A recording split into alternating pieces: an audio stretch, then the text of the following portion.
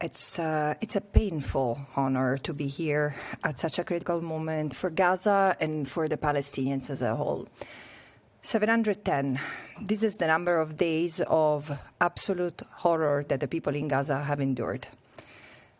65,000 is the number of Palestinians ascertained killed, including of which 75% are women and children. In fact, we shall start thinking of 680,000 because this is the number that some scholars and scientists claim being the real death toll in Gaza, and it would be hard to be able to prove or disprove this number, especially if investigators and others remained banned from entering the occupied Palestinian territory, and particularly the Gaza Strip. But if this number is confirmed, 380,000 of these are infants under 5. 1,581, this is the number of health workers killed in Gaza. 252 is the number of the journalists, your colleagues, killed in Gaza. And 346 is the number of UN staff killed in Gaza. 10,000 Palestinians have been detained, mostly arbitrarily, by an unlawful occupation, which has been starving, torturing, and even raping inmates, including doctors and patients. 75 is the numbers of detainees who have been reported killed in Israeli custody just in the last 710 days.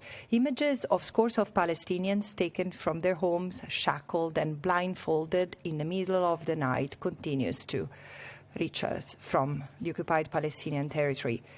Homes, shelters, hospitals, schools, mosques continue to be destroyed. Over 85% of Gaza lies in ruin.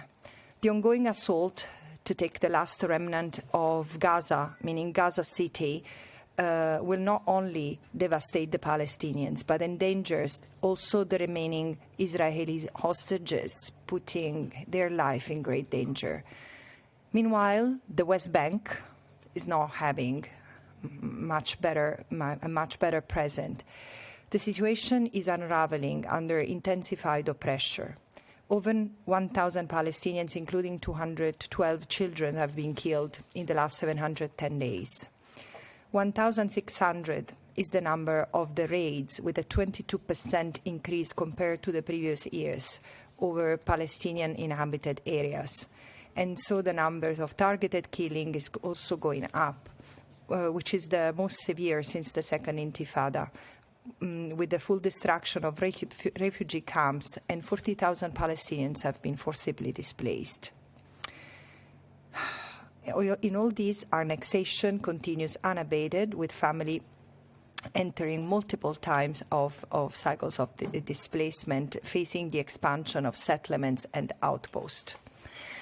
No space is safe for Palestinians, but no space is safe for international law under this brutal occupation. And behind every statistic is a human life, a story cut short, a family broken. The trauma and grief will last generations.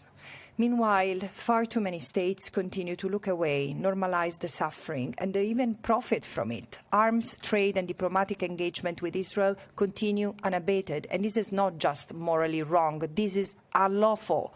As I argued in my last report to the Human Rights Council, this genocide has become profitable, unfortunately, not just for some corrupt private entities.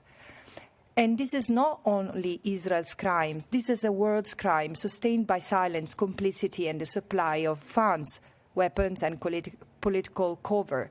History will remember, because it's not that this is the first genocide that is been known. No, the Holocaust, the genocide in Bosnia, the genocide in Rwanda were also known to the people of the time.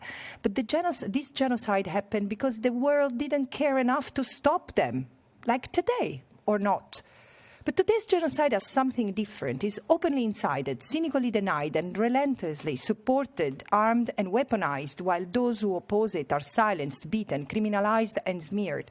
This is why I say this is the shame of our time, and the collapse of the international legal order lays in this moment, not only for the Palestinians, but for all of us. So I asked prime ministers, presidents, foreign ministers, so-called world leaders, how do you sleep? When will you act, truly act beyond words? But I also see courage. Dock workers, trade unions, students, mothers and fathers, ordinary people everywhere are refusing this complicity. And their message is clear. No more genocide, no more apartheid, starting in Palestine. The future millions demand is one of justice, equality and freedom, and is still within reach if we act now. Thank you.